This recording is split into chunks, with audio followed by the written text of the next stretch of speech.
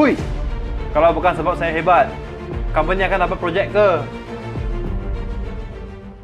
Bos, apa yang you tahu, saya semua sudah belajar tahu. Tapi benda yang saya tahu, mungkin you tak tahu tau. Saya rasa saya akan lagi hebat daripada awak.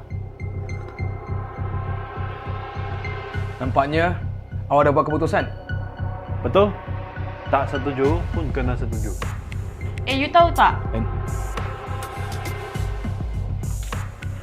Saya terima. Tahniah. Saya akan jadi pesaing terhebat awak. Bye-bye. Kita tengok macam nanti. Dasar lelaki tak kenang budi. Raymond, list sudah bagi awak. Nanti awak kau customer lah. Boleh.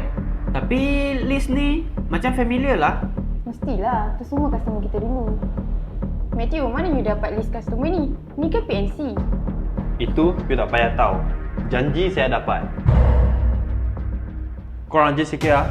Siapa yang boleh tewaskan Bos James, bonus dia double. Halo Dato'.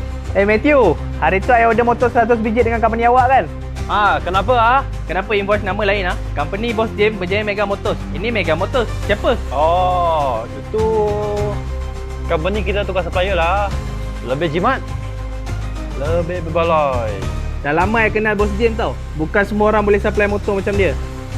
3 hari saya bagi masa. Kalau tak dapat motor, siaplah kau. Wei, Dato'.